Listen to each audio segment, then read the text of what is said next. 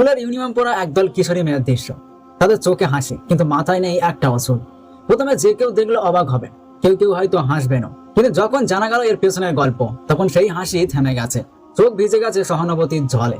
স্কুলের এক মেধাবী ছাত্রী জীবনের এই নিষ্ঠুর সময় আক্রান্ত হয় এক মরণ ব্যাধিতে। চিকিৎসার অংশ হিসেবে পড়ে যায় তার মাথার সব চুল।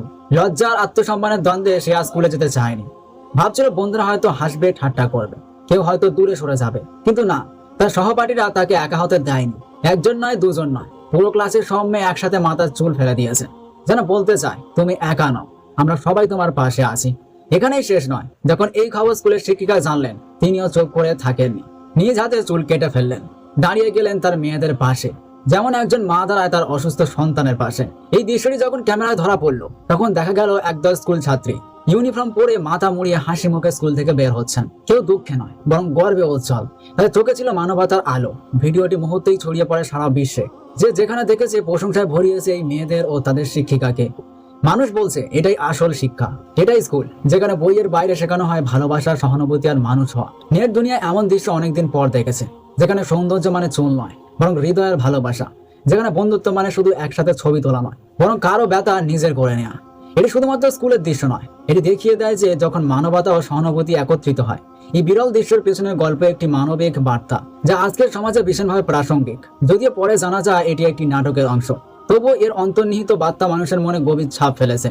দৃশ্যটি সামাজিক যোগাযোগ মাধ্যমে ছড়িয়ে পড়ার মুহূর্তেই ভাইরাল হয়ে যায়।